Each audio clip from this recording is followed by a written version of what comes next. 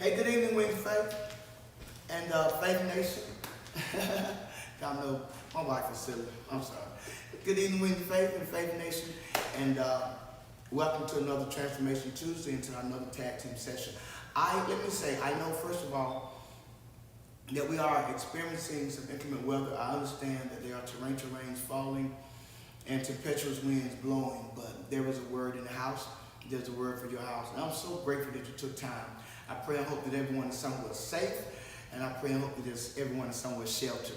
Rain is a part of life, and I found out a long time ago that you show in the sunshine, but you grow in the rain. So there's some growth going on, physically and spiritually. How you doing today? I am wonderful. So many people asked me about you on Sunday. No. I was present and you was absent. Lord have mercy. They wanted to know where was first, if you was, across the country, out of the country, another nation, another planet preaching. She was pressing her way through. She had an extremely busy weekend, but we're glad to have you here sharing with us tonight. I'm honored to be here. Excellent. I want to thank everybody that was there on Sunday. What a magnanimous, what a Pentecostal great time we had. What a wonderful move of God. And I give him all the glory as he keeps elevating our story. And so we thank him for all of you all that have reached me from all over the country that was encouraged, empowered, enhanced, educated, and equipped by the word of God that came from God himself. And I'm just an humble servant, and I'm grateful that God thought enough of me in my lifetime to use me as a conduit by which heaven's water can flow. I'm so grateful to God for that, and to all the people that was blessed on Sunday. We're going to pick up tonight. We're going to stay in the book of Ruth, I'm sorry. I'm still tired from Sunday. All right, so we're going to stay in the book of, what's her name? Ruth, which is one of only 2 books in the entire Bible that's named after a great woman of God. We were in chapter 1. Tonight we're going to be in chapter 2. We're going to keep our eye on the clock. We might even get to chapter 3, part of that. We'll see where we go. I think it'd be good if we could get to maybe at least the first part of chapter 3, because it'll help give a bookend to the narrative that starts tonight. So I'm going to encourage you all to tag, to share, to call, to text, to reach somebody. And we'll go ahead and get started, and preferably, hopefully, expectedly, we pray that we're going to be a blessing to you all on this evening. I'll turn it over to this beautiful woman here that is truly anointed and has a greater deliverance in speech than I. It's on you, sweetheart. You are so kind. Hello, Faith Nation and Wings of Faith. I'm so elated to be with you all tonight. As Pastor has already said, we know that God has given us a dynamic word, and we are just elated to share that word with you. If you have your Bibles, your iPad, your iPhones, your Androids, please make sure you go ahead, and we're going to go to Ruth chapter 2. And do us a favor, go ahead and share and tag. Make sure you have invited someone to tune in to what the Spirit of the Lord is getting ready to say. All right, we're going to go from Ruth chapter 2. As normal, I will do the reading. I'll be the moderator, and Bishop will give our revelation, and then we'll kind of tag as God permits. All right, and here we go, chapter 2, verse 1. And Naomi had a kinsman of her husband, a mighty man of wealth, of the family of Elimelech, and his name was Boaz. And Ruth the Moabite said unto Naomi, Let me now go to the field and glean ears of corn after him, in whose sight I shall find grace. And she said unto her, Go, my daughter. Verse 3 says, And she went and came and gleaned in the field after the reapers. And her hap was to light on a part of the field belonging unto Boaz, who was the kindred of Elimelech. Bishop, I know we're into, but can you give us a backdrop on chapter 1 so they'll actually know with where we're going? And you're under the assumption that I know? Yes. Oh, okay. All right. So you put me out here, ladies and gentlemen. Hey, listen. In Ruth chapter 1, we were introduced to 4 names. We were introduced to Elimelech. We were introduced to Naomi. We were introduced to Elimelech, Naomi, Mahlon, and Chilion. As the story progressed, we were introduced to Ruth and to Oprah. Basically, what happened was the first 4, Elimelech was married to Naomi, had 2 sons, Mahlon and Chilion. They lived in a place called Bethlehem, Judah. Bethlehem means house of bread. Anytime you see Beth, Beth means house. So anything after that, you just add on, that changed the meaning. So they was in Bethlehem, house of bread, Bethlehem, Judah, house of bread, or a place of plenty and praise, because Judah always means praise. So here they were, in the place where they're known for giving God praise, in Bethlehem, and there was a famine. So when the famine came, there was no rain, there was no harvest, there was no crop, animals were dying. It's total devastation in the place that's known for plenty, in the place where people praise. So you have people in the places known for plenty that's not experiencing a shortage, that have found no reason to give God praise. And there was a man that was extremely popular and had an extremely popular family by the name of Elimelech. Elimelech means my God is my king, or Jehovah is my king. Elimelech turns to Naomi, and turns to Naomi, whose name means always pleasant, and tells always pleasant to go and get Mahlon and Chilion, whose names means sickly and puny, and says we're on our way out of here because there's no reason to praise because we are now without plenty. Out of all the surrounding cities, villages, places they could go, they ended up going to a place called Moab.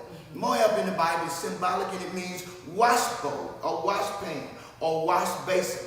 Because in those days, a wash basin was simply the basin that was normally carried around by the slaves to wash the servants' feet, and it was always, it was known as a toxic vessel.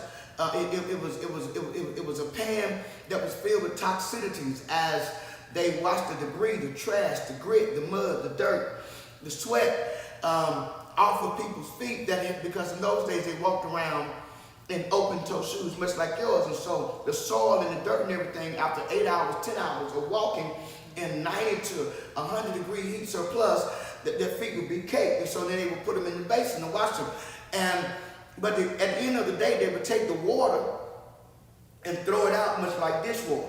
God said on one occasion that many of them was like Moab. It was like the basin of dishwater that's good for nothing but to be tossed out. Out of all the places that Elimelech could have taken his family, he took them to Moab. He took them to a cursed ground, a place where the Moabites who practiced carnal worship. And he decided to take his family, which creates a problem, but this is just a review, so I don't really want to get into Revelation, stuff like that. But here you have Elimelech, who God is his king, who's known for his faith, who decides not to be faithful. Wow. And you got a lot of people that got great faith, but yet in certain situations, discontinue being faithful.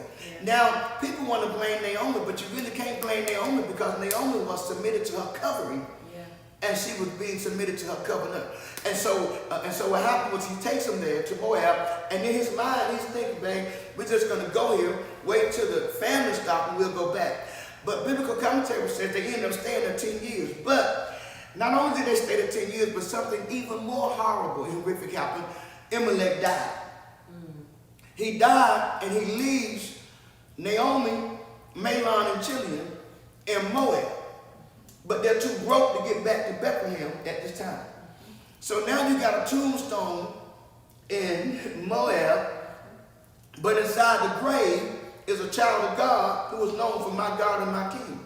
So my God and my King is now in cursed ground because the place of plenty had a shortage, and so now he dies in the wash bowl that's fit to be thrown out. Wow.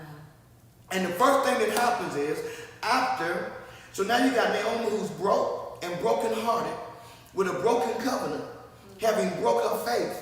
They're left with 2 sons to raise who's broken too because father's gone. Wow. And the next thing that happens is Mahlon and Chilion meet 2 Moabite women and fall in love. Mahlon marries one named Ruth. Chilion marries a girl named Oprah who is stubborn, and Ruth who is loyal, friendship. They stay there for about 10 years, and then Mahlon dies, and then Chilion dies. So now you got 3 tombstones, 3 graves in Moab that are there because they was following my God is my King, who had great faith, who decided not to be faithful. And he leaves behind his wife, Naomi, who was always pleasant, who's now become bitter and decided to change her name to Mara. And now she's left with two daughters, one who's known for being stubborn and one who's known for being loyal. And she has this eureka moment because word gets all the way from Bethlehem, Judah to Moab, which is 50 miles, that God has visited, the Bible says, his people, which wakes up something in Naomi because she's part of the his people conversation. So she decides, me being part of his people, being his child, I'm going to get up and go back to God, watch this, even though I'm mad with God. You know what I'm saying? I'm frustrated with God, but I'm not going to allow my frustration to stop me from being faithful. So I'm going to go back. She tells Ruth and Naomi, I'm going back to God. He's visited his people, which means the place where there's a famine that was a place of shortage is now a place of overflow and returned back to being a place of plenty. And a place that had become silent whereby there was no shout is now a place of praise. So she's trying to get back there because she ain't praised in 10 years. Wow. And on their way back, she looks back and realizes that Oprah and Ruth are walking with her. As you all know from the last chapter, she turns around, tells them to go back. They say, no, we're going with you.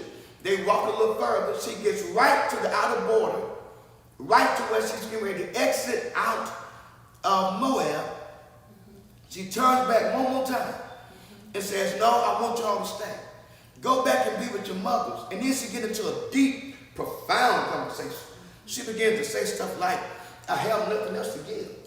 I have no more sons that could come out of my womb. And me being a woman of old age, even if I was to find a man, get married, and have relations, as grandmama would say, would you wait on them? In other words, would you wait for me to find a man, have relations, conceive, birth a child, and wait for him to turn 18 or 16 in those days, 17, for you to marry? Are you willing to wait 16 to 20 years? She said, I have nothing else to give. Why not go back to your mother's house?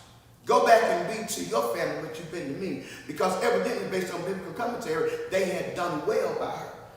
And the Bible says that Naomi kissed her and went back. But Ruth decided to go with her. They walk a little further. She said, look, babe, you need to go back. Ruth goes on to say, listen, your God will be my God, your people will be my people, your worship going to be my worship. Where you die, I'm going to die. Your friends will be my friends. I'm not leaving you because you've been too good to me. I'm sticking with my mother-in-law. She chooses not only her loyalty, her friendship, but she chooses her faith because she chooses her God. That's good. Because for 10 years almost, this Moabite woman who grew up under a Moabite worship that had nothing to do with God. In the Moabite worship, they even had human sacrifice. In this Moabite worship, they worship Baal. They worship Ashtoreth. In this Moabite worship, it was sexual promiscuity based on demonic doctrine. And she dismissed all of that, rejected all of that, and said, I want your God. I want your worship. I want your prayer. I want your praise. I want your testimony. And she goes back with Naomi. Chapter 2 opens as they walk into Bethlehem, Judah. Naomi's telling them, they're about to tell them, they go Ruth. They go Naomi. They go Naomi. They go Naomi. And Naomi turns and says, call me no longer Naomi, call me, what, Mara. Because Mara, as we found out back in Exodus, means bitter water. That which is bitter. So she says, call me, no longer call me pleasant, call me bitter. So now read verse 1. So then in verse 1, in chapter 2, it says there was what? And Naomi, a kinsman of her husband, a mighty man of wealth. Verse 2 goes down and says, and Ruth the Moabite said unto Naomi, let me now go to the field and glean ears of corn after him, in whose sight I shall find grace. And she said unto her, go, my daughter. Okay, read verse 1 out of your version again. And Naomi had a kinsman of her husband's, a mighty man of wealth. Okay, so I wanted to bring this out real quick, and I'll turn it back. Because that word kinsman is going to do three things in these next 3 chapters. Okay. It's going to reach back because it is historical. It's going to be powerful where it is because it activates that's what's getting ready to permeate in the present, and it's going to be prophetic because here we are in Ruth, and Ruth begins a prophetic projection of what Jesus or who Jesus is going to be in Matthew, Mark, Luke, and John. Kinsman, in a minute, is going to be attached to another word. It's going to be kinsman, then it's going to go from kinsman to kinsman redeemer. So what the text has been taken to teach us is that Naomi goes back to Bethlehem, Judah, talking about, I walked out full and came back empty. She's coming back saying, I got nothing. The text opens up by reminding her, you got something.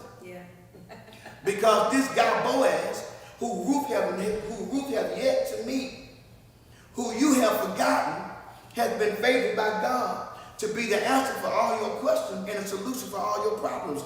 You got family here that you have forgotten you had. So they come back there, she's back, and they tell you who he is. It says he's a mighty man of wealth, which means he's prominent, he's prosperous, he's in great position, and he has great power. All right?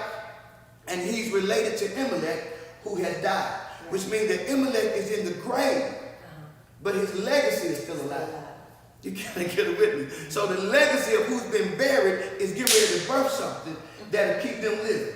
Good God, I felt it in, but let me keep reading. All right, so then it says, so Ruth the Moabite said to Naomi, please let me go. So Ruth's number one concern was, I want to be a blessing to Naomi. All right? But babe, watch this. She says, and glean hands of the grain, and glean heads of grain, in whose sight I may find favor. And she said, go, my daughter. So this is what people don't realize. Ruth leaves Naomi for just a moment. She wants to leave her for a day to go and find, watch this. She got to go find, she's looking for two things. Well, really, she's looking for three things, and ministers don't talk about it. She's looking for a field, she's looking for food, she's looking for favor. Matter of fact, you can flip them around. She's looking for favor because she needs a field, because she needs food. Right. You got it? Or you can interchange it. She's looking for favor so she can get food. Hopefully somebody will let her use their field. You can't get it with me. What you're going to find out in a minute, oh God, I feel you. What you're going to find out in a minute is that she's looking for a place, not knowing her favor is going to come in a person.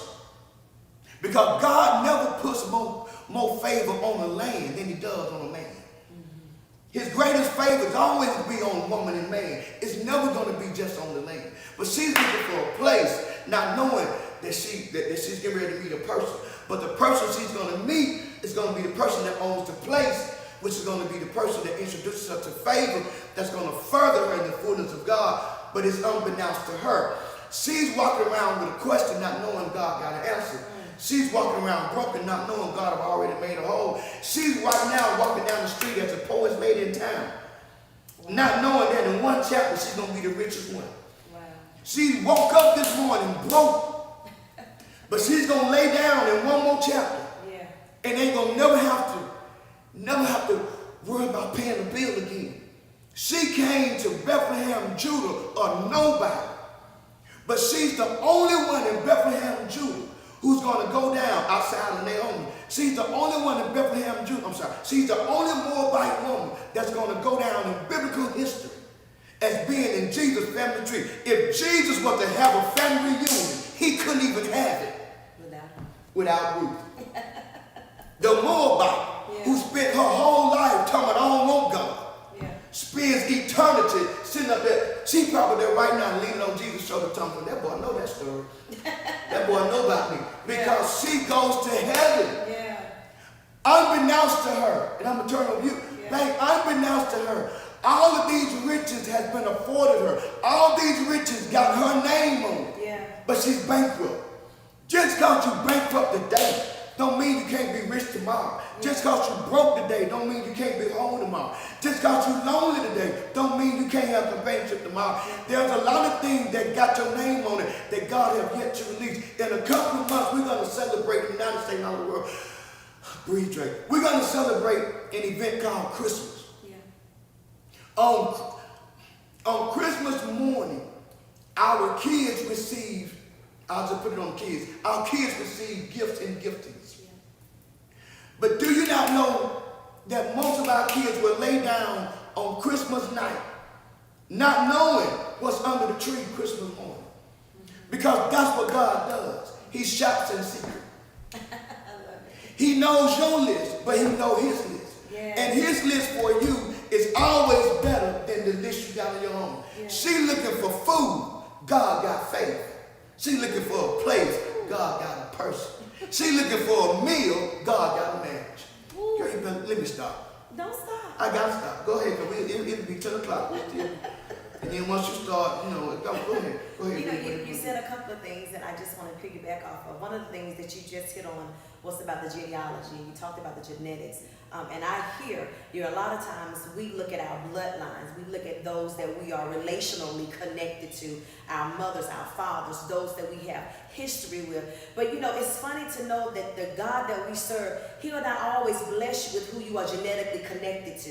He'll bless you in the DNA of heaven. Right. And sometimes I've known people to always say, I thought it would come from this person, I thought it would come from that person. Right. But God is so gracious and so kind. He always does something behind the scenes so you can see what he's doing in behind for the public. Right. And it's almost as if we have to understand that whenever we're looking for God to move one way, don't put a limit on him. Right. We put boundaries and we put a cap on him. And we put a ceiling on him. Yeah. And he's saying, we're in a season where if we look at this story, I'm not putting a cap and limiting what I want to do for you, but you just got to open up yourself, make yourself available, and while you're looking for a field, I'm going to give you favor. And in the midst of favor, I'm going to give you not only the marriage, but I'm going to show you the promised land that's been here for you the whole time. You just got to keep walking it out by faith. Even though it was ugly, she kept walking it out by faith. And that's what we have to do. Right. Excellent.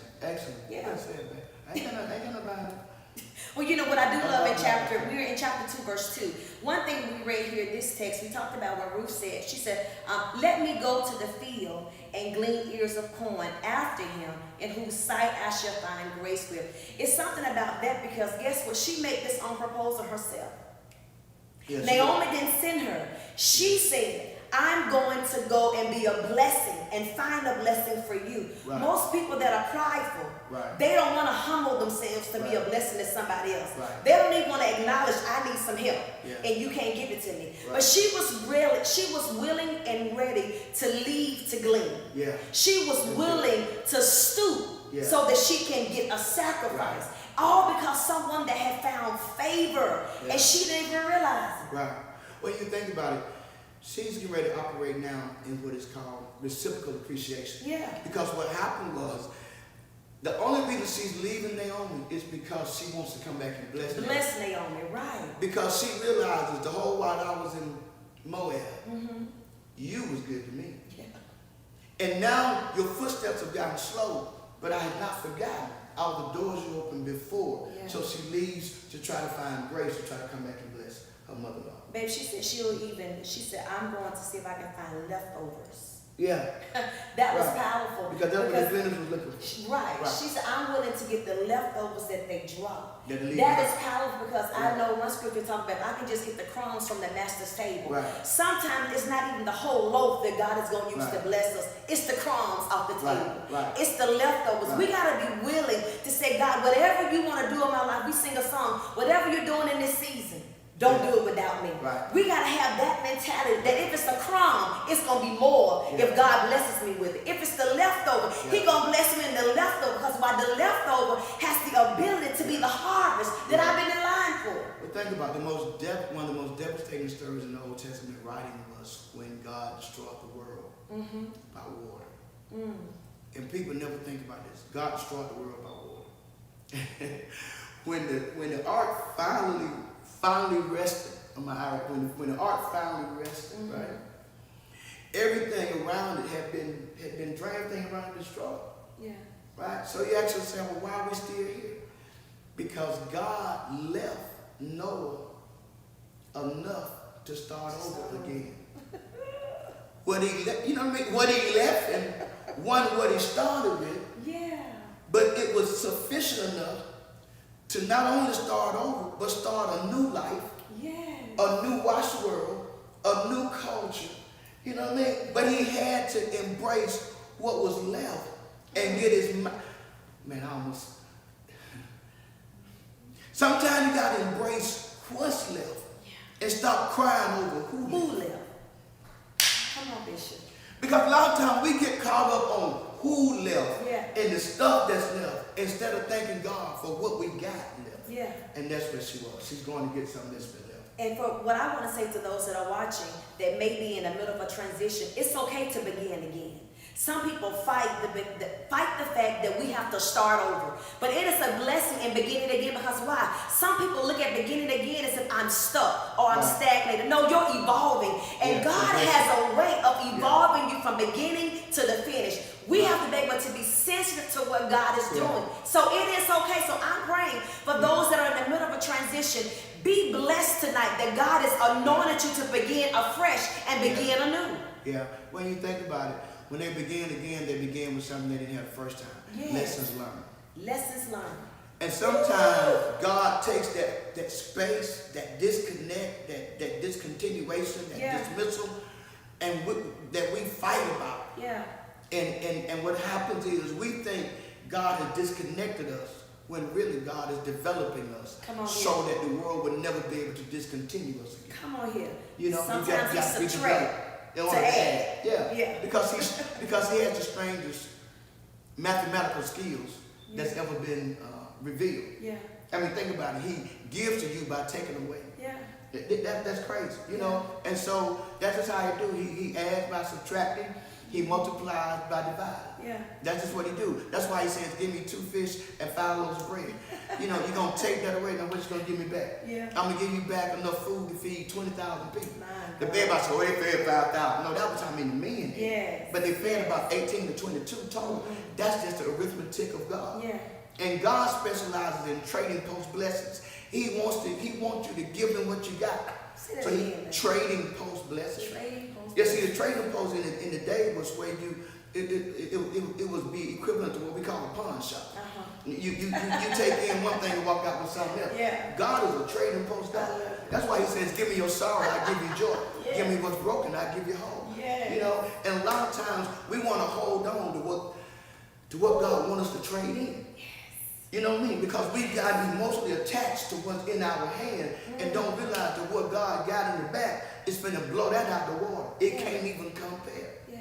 You know what I'm saying? And most of the times we can't get what God has for us until we release. Yeah. Whenever God does something, he requires a sacrifice. Yeah. And what may look like a sacrifice to somebody else is willingness to somebody else. Yeah. But when God is requiring more, it's because he wants to give you more. Yeah. He says, to whom much is given, much is required. Oh, and that means we have to not limit God. Goes back to the limitation. But when we understand that whatever God does, it's good. Yeah, I got you. Okay. Yeah. All right. So we're in verse 4. And behold, Boaz came to Bethlehem and said unto the reapers, the Lord be with you. And they answered him, the Lord bless thee. Okay, so I'm going to do this quick because I'm looking at the clock, so I know we're going to go over. Okay. But let me do this real quick, one statement. Think it not strange, or like when they read verse 4, most ministers preach this and they never bring this out. So here it is. When Boaz shows up in the field, he shows up, he's the master, he's the ruler, he's the man with all the prominence, all the power, all the position, all the prosperity. Yeah. He shows up with total power and control. And he shows up and says to those that work for him, the Lord be with you. Yes. And then they say to him, the Lord bless you. It shows you something different than most people with this type of power are not this cordial, not this kind. Yeah. Most people, when they get power, they lose their mind.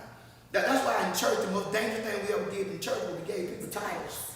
Because when we gave people titles, people start acting off of the power of their title and stop wanting to be a servant and servant. But he shows up and says, the Lord be with you. He's prophetically pronouncing blessings on them. And then they look back and says, and the Lord bless you. Which shows you the relationship they had. The relationship between Boaz and his people, which speaks of his character in the Bible without even knowing him yet. Okay. One thing that I saw here in this text when he was talking to, when he made the comment in the reapers, I saw how favorable it is and how important it is that we understand who we are in God. I say that because he was a man in authority but under authority. Right. He was a man in authority because of who he was. Right. But then he was under authority because he was a God-fearing man. Right. And so that made him not only be a blessing to God, to bless God, but also be a blessing to him. Yeah. And I love it because it shows such humility. Yeah. And there are so many We don't see leaders, that a lot. so many people that have titles, especially in the church. We hear people all the time says they experience church hurt. And it's because there are so many people that have gotten the big head because they got a title. Right. But we need to understand the title is not what makes you. Right. We have to understand it's the God that's in us. Yeah. And if we miss that, we're going to be rulers over people versus loving them. And then they had a heart of servanthood, which says if he had not been who he was, they weren't able to love him as a servant. Well, I say this in 10 seconds, like I said, I keep moving. We live in a culture whereby titles make us. Yeah. When originally we were supposed to make the title. Yeah. Absolutely. It wasn't that we are this because I'm the president or chairman. No, is that my ability and my ability to fulfill the office is what makes me powerful, not just the office that I have to fulfill. Yeah. Okay. Okay, I'm gonna move on because I know we on a quick time. No, we're good. What? All right, and so verse 5. You want to go to 5? Okay, so verse 5. Yeah. Okay. Verse 5 says, "Then said Boaz unto his servant that was set over the reapers, Whose dansmill is this? And the servant that was set over the reapers answered and said, It is the Moabish dansmill, that she came back from Naomi out of the country of Moab. Mm-hmm. And she said, I pray you, let me glean and gather from the reapers among the sheaves. So she came and hath continued even from the morning unto now, that she tarried a little in the house." I'll let you read the words, okay? Okay. Verse 8. "Then she said, Boaz unto Ruth, Hearest thou not, my daughter? Go not to glean in another field, neither go from hence, but abide here fast by my maidens." Mm-hmm. Verse 9. Mm-hmm. "Let thine eyes be on the field, that they do reap, and go thou after them. Have I not charged the young men that they shall not touch thee? And when thou art touched, go unto the vessels and drink of that which the young men have drawn." Okay, so basically what happened is Ruth is out in the field. Unbeknownst to her that the field is owned by Boaz. Mm-hmm. Boaz pulls up on Ruth not knowing that Ruth is in the field, and Ruth not knowing who Boaz is. Yeah. Yeah. And Boaz spots Ruth. Yeah. Really, a biblical perspective says that he saw her before she saw him. Yeah. I'll leave it alone because it's so much relational nuggets in this. But and so he sees her and then he inquires of her. And they said, well, this is Ruth the Moabite who came back with Naomi, the widow from Moab. And she wants to have favor. She needs grace right now to be able to stay in his field because she's not, quote unquote, one of his workers. She's not his servant. Yeah. So you don't just walk up on somebody's field because you don't have the right. So he's intrigued by her, taken by her. And there's a great age difference between them, betwixt the two. And he says to her, basically, listen, you can glean in my field. Stay here. Mm-hmm. Then he tells all the young men that work in the field and the master of the field. In other words, who he's put in charge, the steward of the field. Uh-huh. He says, let no one bother her. Let no one touch her. Because she's a Moabite. She's a stranger. She's a widow. She's a young woman. She's an estranged man to her on her own. So she could have been mishandled, misled. I don't want to get to whatever, but she could have been abused. She could have been raped.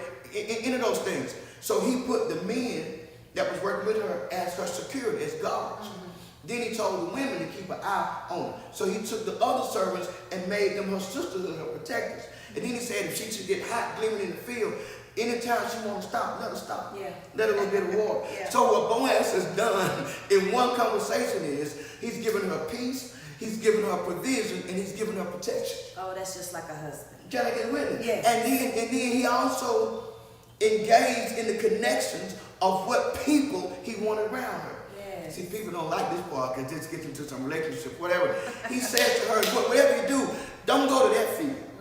Because I can't protect you from that field. Right. Don't run with the people in that field. Because I can't protect you from that field. Yeah. But if you stay in this field, right, you can sleep. You can sleep at night and know the storm won't bother. I got you if you stay in this field. Mm-hmm. And so that's what happens in that passage right there. Okay. And that was verse 8. Okay. All right. Verse 9 says, let thine eyes be on the field, that they do reap, and go thou after them. Have I not charged the young men that they should not touch thee? All right. Verse 10 goes on and says, then she fell on her face. I love this part. Overwhelmed. Yes. And bowed herself to the ground. Appreciative. And said unto him, why have I found grace in thine eyes, that thou shouldst take knowledge of me, seeing I am a stranger? She says, listen, I understand how good you've been. Yeah. I understand all that you have said, and I understand all that you're doing. I understand the what. I understand the how. I understand the when. I'm discombobulated on the why. Though I came looking for grace, I don't know why you give me grace. Yes. So she humbled herself and said, please, Mr. Boaz, I don't deserve this. Yeah. And I don't understand this. And this is overwhelming. I just wanted to pick up a little grain. I didn't know I was going to have free run on the whole field. And she can't even lift her head. She takes on a servant position and she ain't even his servant. Because sometimes God can bless you so good. It brings you to your knees. It bows your head and it blows your mind all at one time. Sometimes God can bless you so good that you got to say something to yourself that a lot of times you don't want to tell other people. I don't deserve it.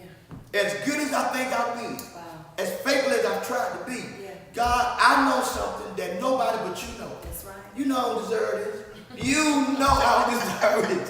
And so I'm having an issue because I kind of desire it. I know I don't deserve it, and I'm discombobulated by it. But I don't want you to think I ain't grateful. I just don't know why you. I just don't know why me. Yeah. That's why I love. Yeah. I love her humility, baby. Yeah. I love the humility because it says of a grateful heart. Yeah. You know, in spite of all that she had gone through, yet she was still in a position to be blessed, but yet she still found herself in a place of worship and thanks. And I love also here because it says God will grace you even when he's silent. Yeah. Because she did not even know what she was walking up on. Yeah. She didn't know she was going to walk into that field. But it also says how God is a man of his word. He said, I will order the steps of a good man. Yeah. He said, those that delight themselves with me, I will guard your path. Yeah. And so literally, even when we don't know what God is doing, if we trust him, he'll always lead us to the promise. Do you know, I'm looking at the clock, but do you know a relational diamond that proliferates out of this passage that deals with the proverbial will of God as it relates to a husband and a wife, that they're not engaged yet, they're not on betrothal yet, unbeknownst to her, she don't even know it's going that way. But in that one act, something happens that most people see but don't see it. In her humility became his honor. Yeah. She honors him by being so humble before him, which then triggers something in him to make him want to do more. Yeah. And a lot of people don't know. And I tell people all the time when I do counseling, and there's people walking around that don't know that this is a biblical truth, that a woman is to be loved. You should love her whereby she has no doubt that you love her. But a man of God is to be honored. It is the reverence and the respect. If you love me a little and honor me a lot, we ain't gonna never have no problem. But if you love me a lot and only honor me a little, it's going to create issues on the journey because men of God and godly men want to feel that reverence from that woman. Yeah. And a woman wants to know by all accounts, that you love me the way Christ loved the church. And that's what you see right there. You see honor and humility coming face to face with one another. I love that. Okay. All right. Verse 12. The Lord recompense thy work, and a full reward be given thee of the Lord God of Israel, under whose wings thou art come to trust. Okay. So let me go back to 11. Okay. Because 11 says, and Boaz answered and said to her, it has been fully reported to me all that you have done for your mother-in-law since the death of your husband, and how you have left your father, and how you have left your father and your mother in the land of your birth, and have come to the people who you did not know. I wanted to read that because this is important. When she says to Boaz, I don't deserve this, Boaz blows her mind with his answer. He answers her basically by saying this. He said, oh, you think I don't know who you are? I know who you are. Yeah. You the Moabitess from Moab. Now her head is dropped lower because shame is kicking in. He says, in so many words, paraphrasing. You was Mahlon's wife, Elimelech's daughter-in-law. Yeah, I know who you are because you're the one that was good to Naomi. Yeah. Her head begins to come up. You're the one that did well by her, did right by her. You was her strength when she was weak. You're the one that fed her when she couldn't feed herself. You're the one that gave her the strength. You're the one that walked with her 50 miles to make sure she got home safe. Her head comes up. Yeah. You're the one that left your family and made her family. I know who you are. You're the one that's always loyal. You're the symbolization of friendship, and it's on display. I know who you are. I didn't know who you were when I pulled up because I didn't know your name. I didn't know you by your features because you hadn't been seen. But when I didn't know you by your features, I didn't know you by your courage, but I knew you by your character. I know who you are. I got the report on you. And the blessings that I'm bestowing on you are blessings that you sent out over there. They're just coming back over here. Yeah. Isn't that amazing? Yeah. You never know who God gonna use to be a blessing to you. That's why you got to be careful how you treat people. That's right. Because if she had mistreated Naomi, these blessings would have never hit her life.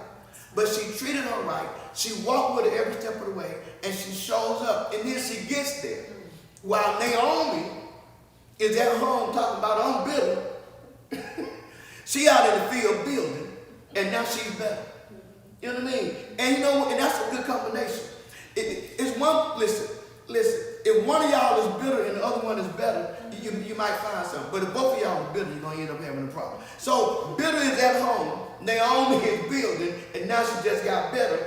And bitter don't know that better's coming. Man, I'm telling you. But we'll keep going. But I like that because when you said it, I heard this. I heard her faith. She got me just so bad. I heard her faith followed her faithfulness. Okay. Ooh, and her favor yeah. followed her favor. Okay. Her favor followed her faithfulness. Meaning because she was faithful over here, her favor followed her. Right. Okay. Yeah. Good. Okay. I got it. That was good. Yeah. Okay. You're getting too good at this. Okay. Go ahead. Okay. So I do want us to hit this one, verse 12. And the Lord recompensed thy work. Repaid her. Repaid her. The Lord reached back for all she had done. Yes.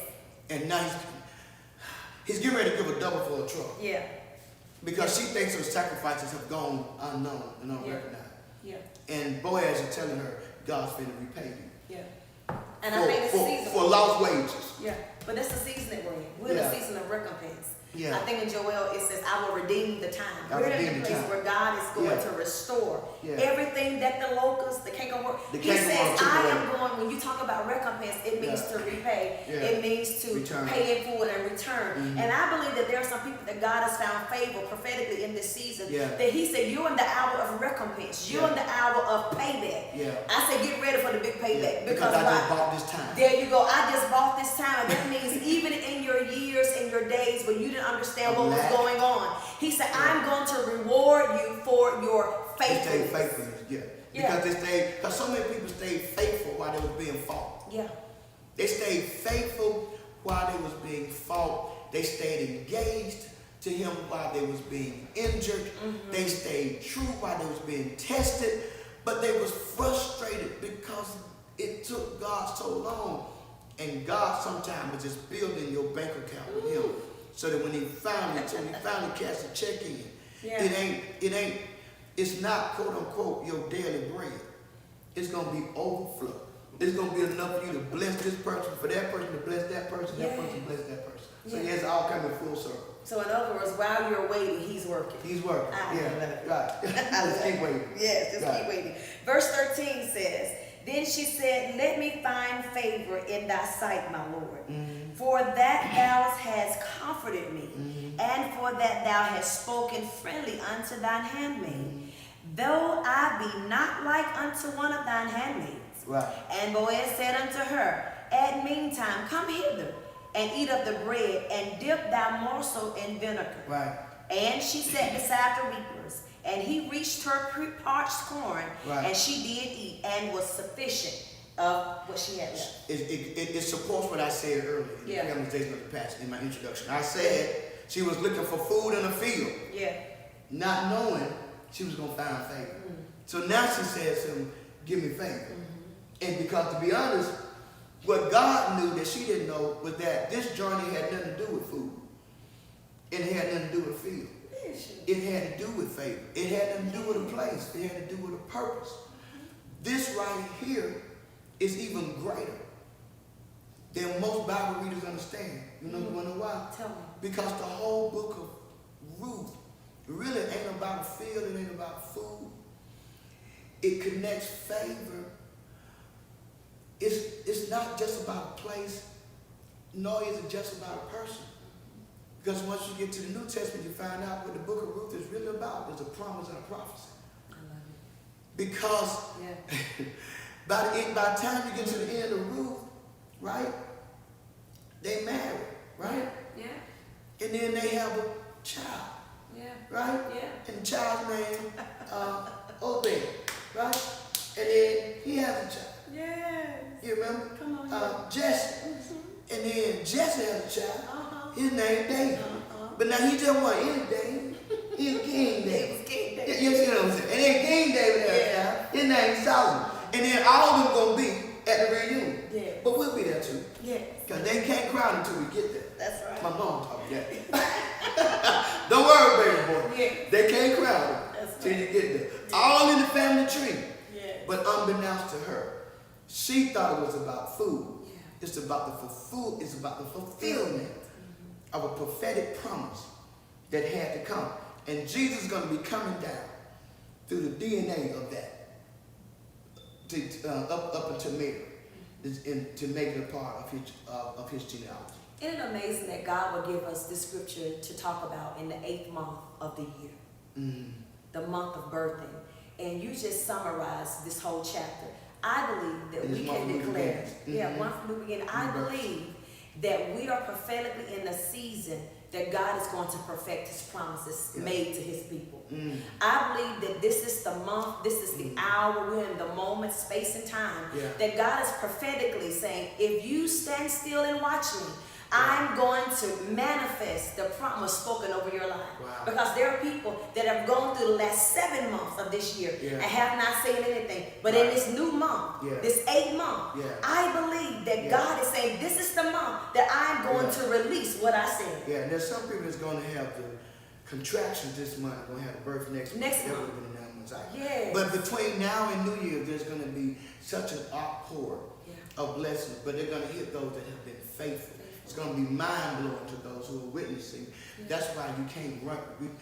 Don't push your enemies too far, because he prepares you a table in your presence. Yeah, so keep them close enough to know what you're doing. You know, just keep them out your face, but keep them close enough. Because he got to have a witness. He got to have a witness. I know what God is doing. Yes. Come on. All right. So we are now in verse 15 for those that are with us. Verse 15 says, and when she was risen up to glean, Boaz commanded his young men, saying, let her glean even among the sheaves, and reproach her not. Protection. And let her also some of the handfuls of purpose for her, and leave them, that she may glean them, and rebuke her not. Provision. And rebuke her not. Peace. I like Boaz. Yeah. Verse 17 says, so she gleaned in the field until evening, and beat out that she had gleaned. And it was about an ephah of barley. That's the amount of barley that she had. And I don't even know, that there's been some discrepancy with this word based on theologians, because ephah of barley would have been, come on, Holy Ghost on national, Jesus, 120 liters.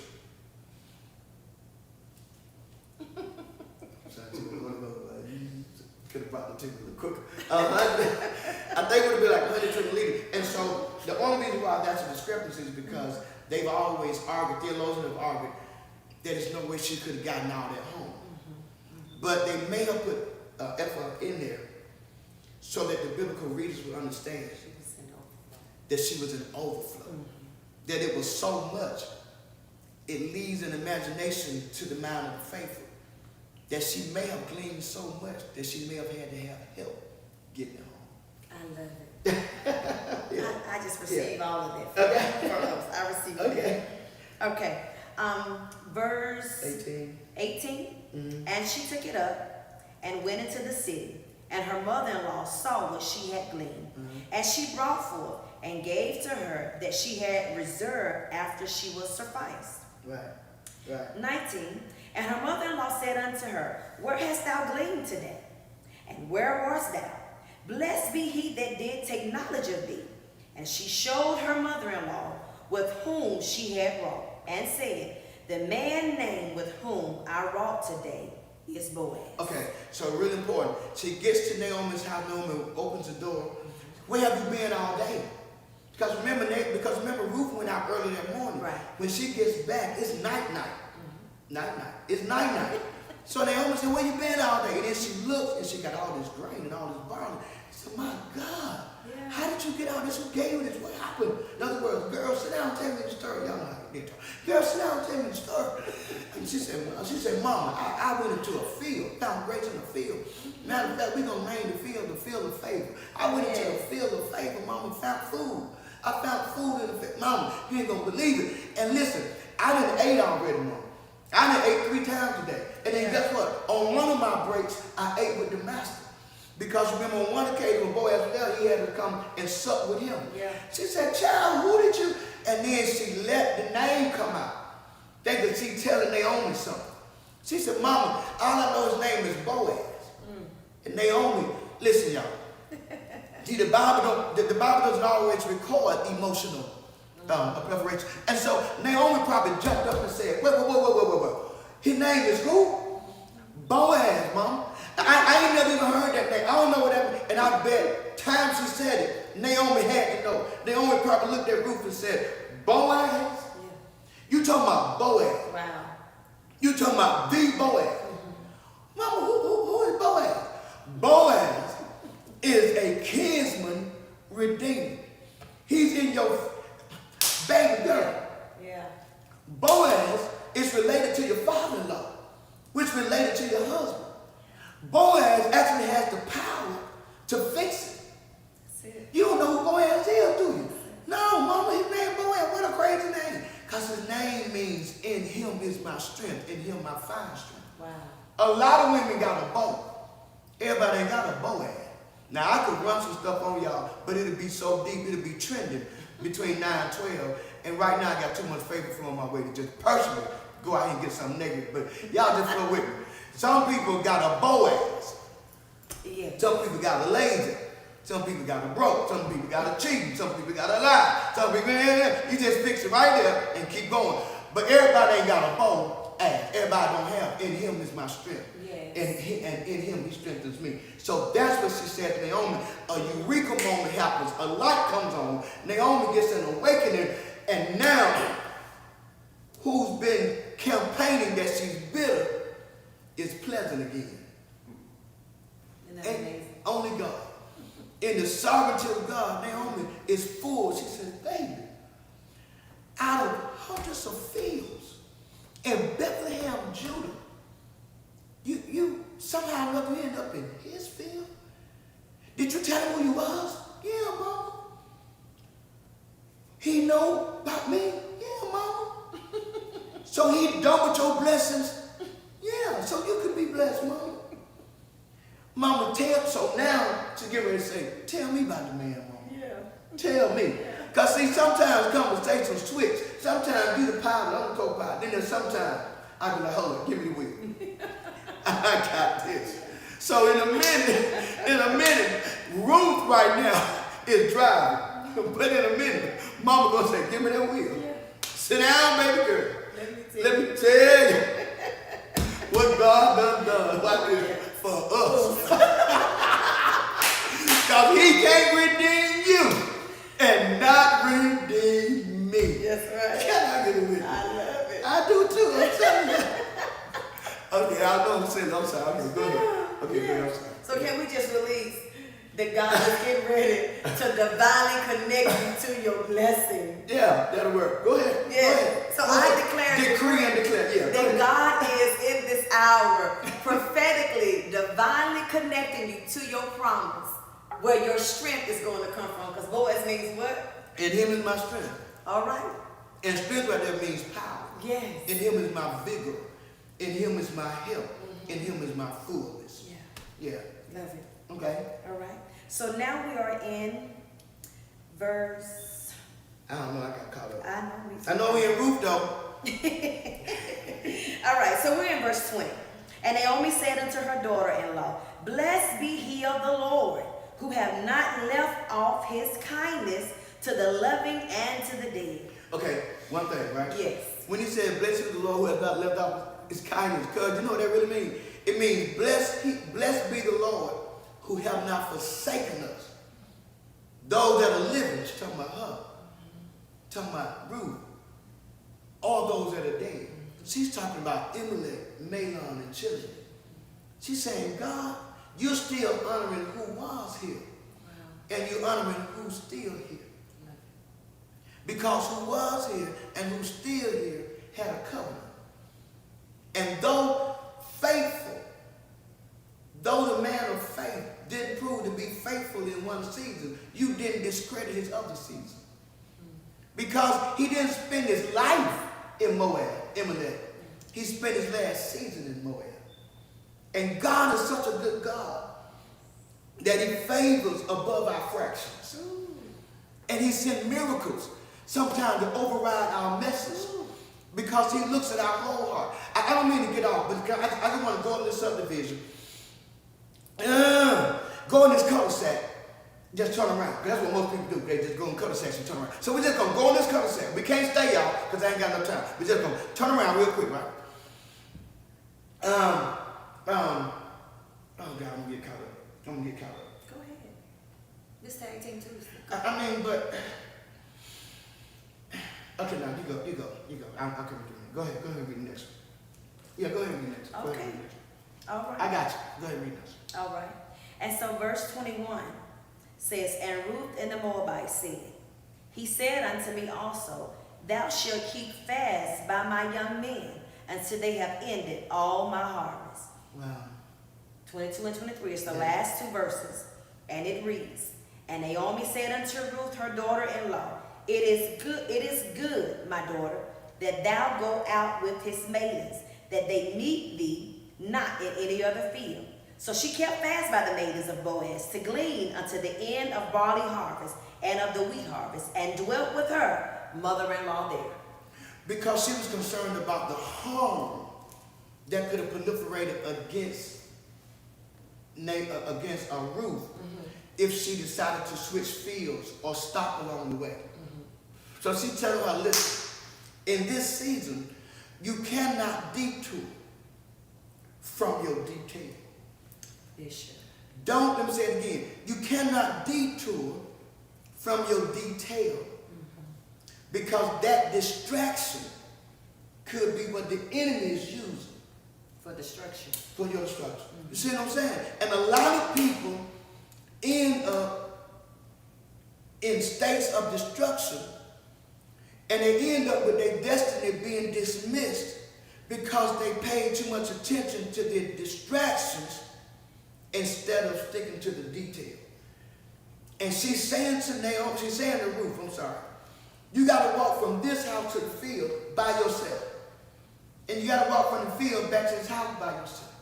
And it may get hot here in Bethlehem, Judah, on your way all the way back down to the field. Don't let that become a deterrent and cause you to turn and fear. Because that one day in somebody else's field could cause your death, your fatality, your wounds, your hurt. Yeah. Stay with Boaz. Yeah. And stay with the maidens, the sisterhood that he has established. And stay with the men that he trusts. Because in those men and from those sisterhoods, there will be no harm done to you. You know, that is what the enemy does. You know, the Bible says he's seeking, he's roaming. But what you said was so profound that this is a season that we can't get derailed. Right. You know, when God brings you into the promise or brings you to a place where you are confident this is a God thing, this is what God is doing. Right. Don't be derailed by the distractions, because then you'll be detoured. And whenever you're detoured, you'll miss destiny. This is not a season to miss destiny. This is a season to line up and align yourself with the destiny movements, because it's all aligning you to the promise. Right. Good. I thought we was gonna really go over. So I think we got enough time to just crack the door, to just get on the front porch of chapter 3. Okay. Let's do that. Let's just get on the porch of chapter 3, so it'll make more sense because I don't want to stop right there. That's not a good stopping point. Okay. All right. Chapter 3, verse 1. I'm still in the chapter of Ruth. Then Naomi, her mother-in-law, said unto her, My daughter, shall I not seek rest for thee, that I may be well with thee? Okay, stop right here. Golly, okay. See, I didn't want to jump. Okay. Because I heard the Lord saying it. When the text, okay, I'm going to preachers' cliches, and I'm trying to stay in teachers though.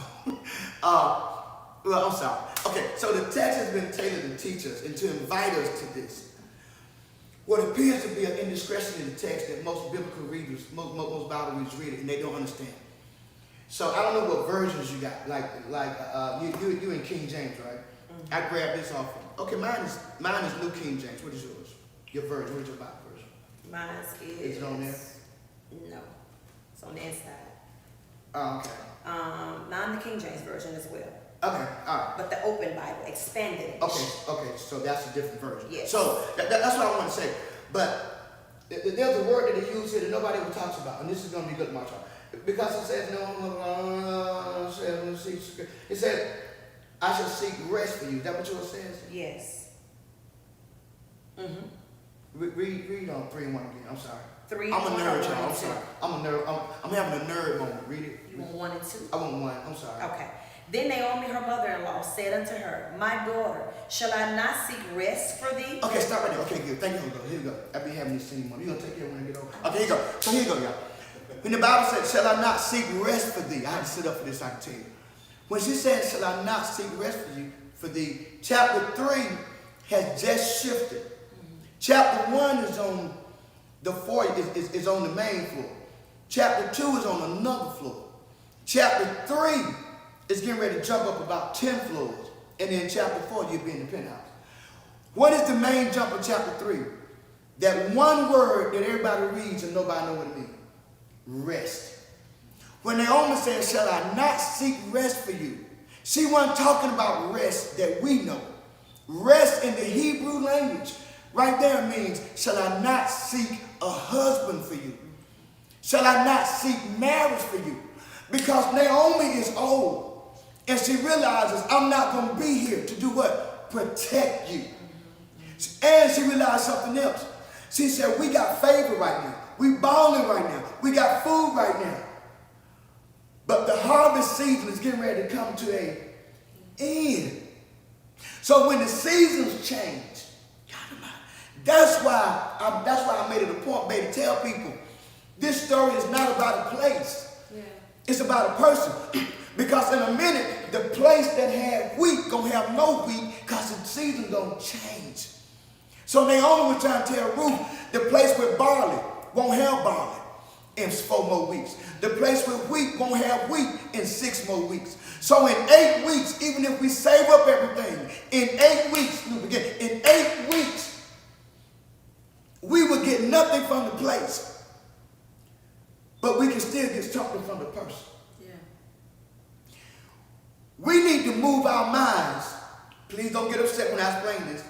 We need to elevate our minds from the meal to the marriage. She says to Ruth, I want to talk to you about something bigger than a meal.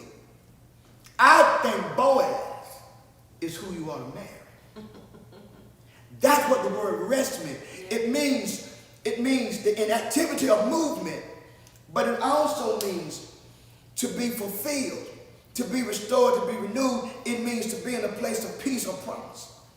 And that was the Hebrew language. So right now, Naomi is talking to Ruth like a mother talking to a daughter, because in those days, the one thing you didn't want to be was a widow, because widows had no voice. And if you have no voice, you had no value. And without value, you had no victory. She's trying to get Ruth to have a protector. She's trying to get Ruth to have a provider. She's trying to get Ruth to have passion in her life.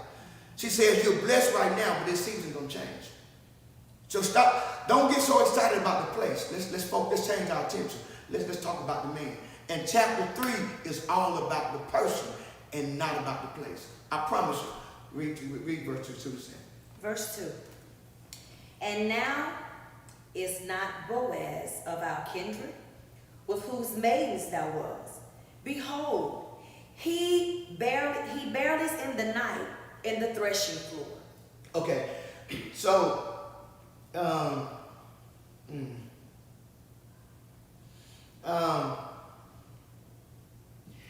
she's telling Ruth, she said, be mindful of one thing. Be mindful that Boaz is more than just the owner of the field. He's more than just the master.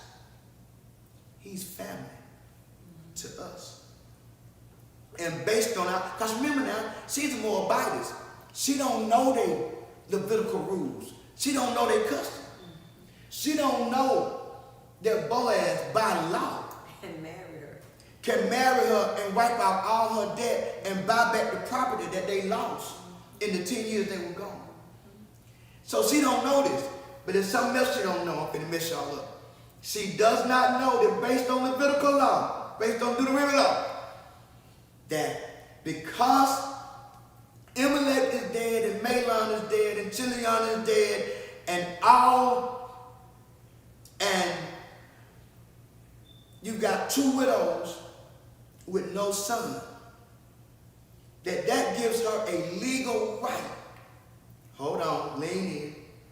That gives her a legal right to do something that was against cultural law in that day. It gives her the legal right to offer a proposal to him without waiting on him to propose to her. She not going to say, she don't have to say, marry me. She can say, would you consider redeeming me? Yeah. That's why the book of Ruth is a prophetic projection of Jesus. He didn't marry me. He redeemed me. He bought me. He purchased me. In spite of my faults, mistakes, and errors, he thought I was worth saving. Oh, yes. You see what I'm saying? And to redeem me, he had to not only favor me and fill me, but he had to forgive my debts. To redeem Ruth and to redeem Naomi, he's going to have to pay the bill for the field that they once owned but can no longer afford. They can't get the property back in their name unless it's redeemed. Somebody got to pay it. And in those days, the Redeemer had to do 2 things. He had to pay the property bill, and he had to marry the widow.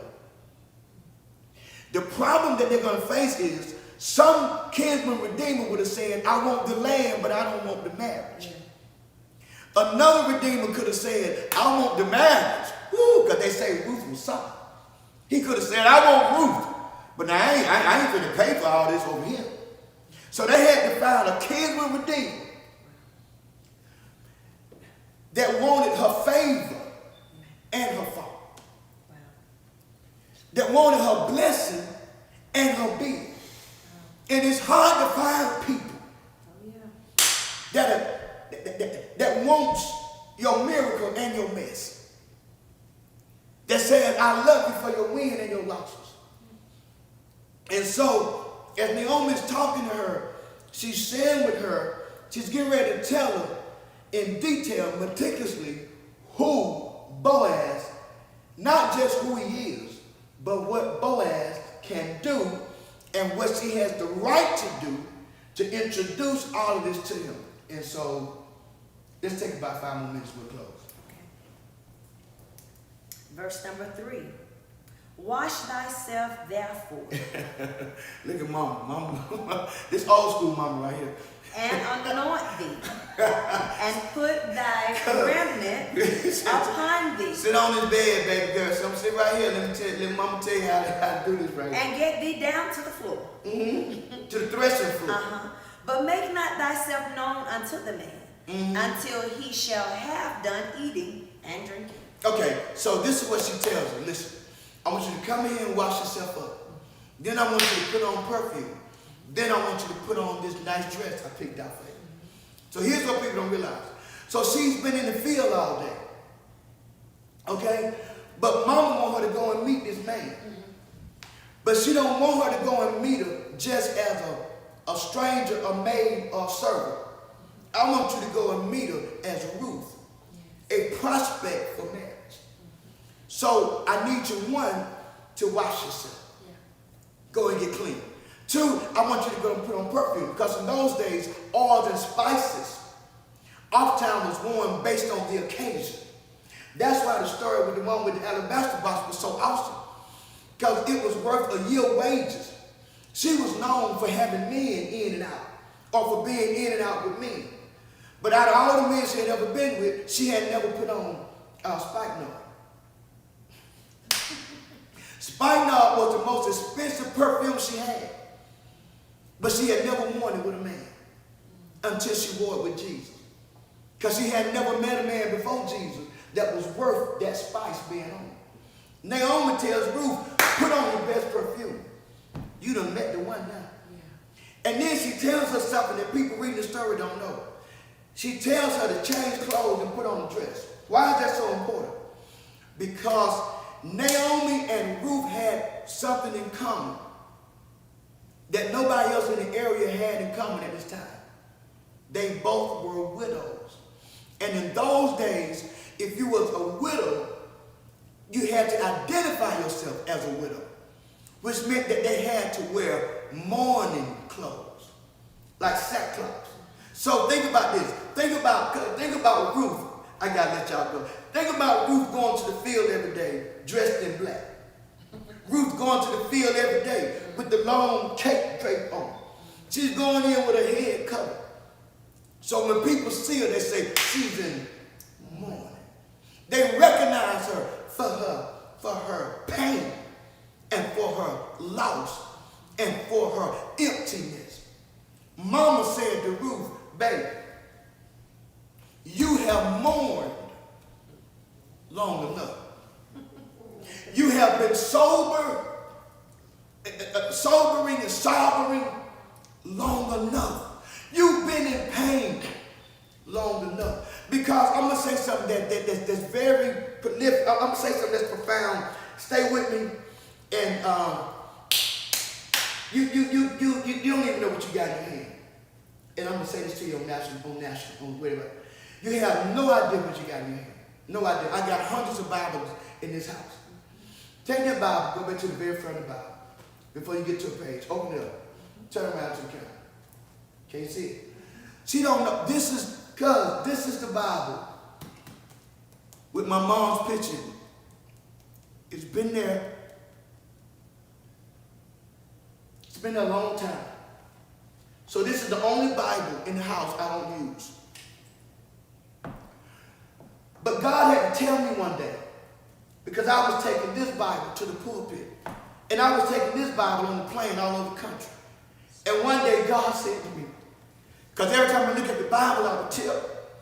And one day God said to me in my mom's voice, you left the grave and didn't leave. You mourned long enough. I'm with you. Live your life. Live your life. And I took this Bible and I closed it and I put it up. There comes a season when your pain must have an expiration date. Because if you don't stop dying on the inside, you can't help who's living on the outside. So she says her change clothes because you left the grave back in Moab, but you still got the grave on you. Get the grave off you. Because for where you're going, he can't see death. He needs to see life in you, not death in you. And that's what made it so deep. And the reason why how she told me to go down to the threshing floor, and we'll be done. We'll pick it up next week. That's just gonna. She told me to go down to the threshing floor because it was in the middle, it was at the peak of the barley season. He owned the field. So you know what he does because he owned the field? He knows that robbers will steal the grain.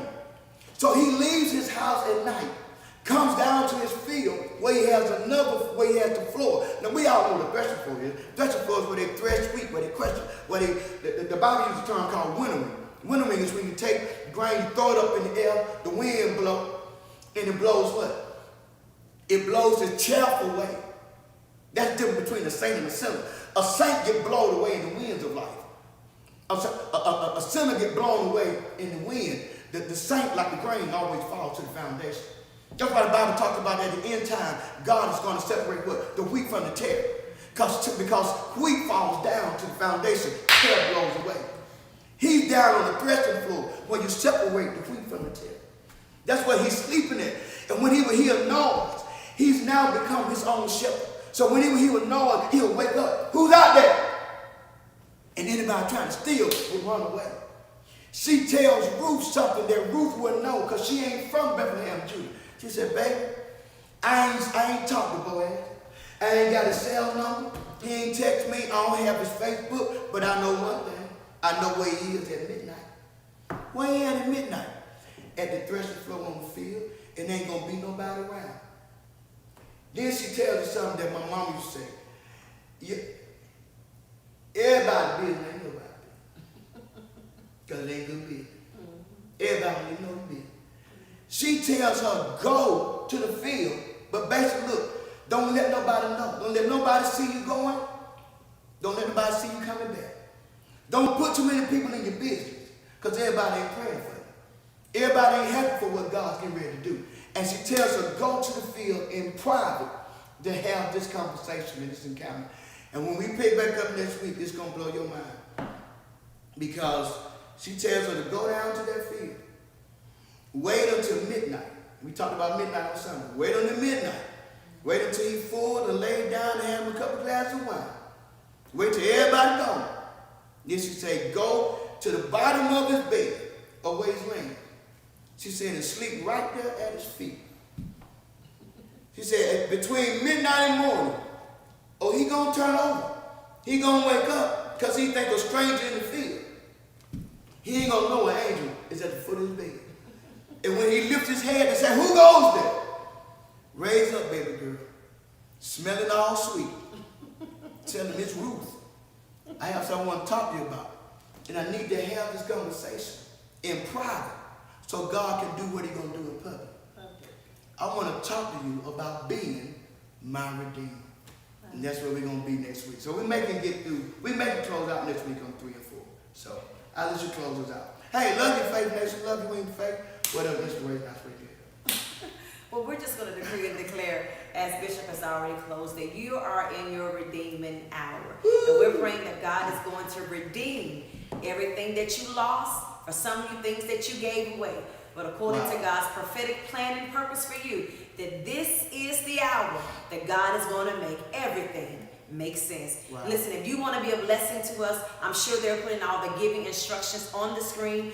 Please make sure you go to Givelify. You can go to the website, or you can cash out Bishop, or you can cash out myself. All the information is on there. But please make sure that you subscribe to our YouTube channel.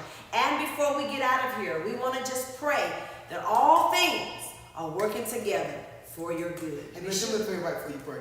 Let me give them the title again, and I'll let you say some of this. Remember what the subject is. I'm sorry, because we're in a series on the Book of Ruth. The subject was, and I didn't say the subject at the beginning, so that's on me, all right? Whenever we mess up, it's always going to be my fault. So that's on me. So here it is. I forgot to tell you that we're talking about, it's all going to make sense after a while. It's all going to make sense after a while. Elimelech died. Mahlon died. Chilion died. Naomi, Ruth, Oprah, stuck in Moab. One stage, one come with her. One said I was pleasant, now I'm bitter. They go back as widows with nothing. That's chapter 1. But if you stick with us from 1 to 4, I guarantee, as Charles Barkley would say, I guarantee it's all gonna make sense after a while. Amen. I'm sorry. Go ahead. As Bishop always says. Okay. Oh, be good to God. And God will Always be good to you. To you. Found that to be true. Amen. You want to pray them out? No, that's what I was going to say. Oh, that was a word of prayer. Oh, son, no. Okay, I fed it down to my son. No. I'm just trying to make you work extra. Okay, I'm sorry. Let me say it again. So be good to God. God will always be good to you. Hey, look, we'd love to see you Sunday, all those that can. Yes. We're going to be masked up, but we'd love to see you. So I love you, Wings of Faith, and I love you, Faith Nation. And I pray that God will continue to favor, that God will continue to feature, that God will continue to be faithful. And when the enemy shows up, don't even sweat. Because the same God that will favor you and be faithful to you and feature is the same God that will fight for you. Stand still. And know this, that he'll fight your battles after a while. He may not come when you want it, but he'll come on time. Be blessed and until we see him again. Praise God. Amen. Good night. Good night. Okay. All right, cool.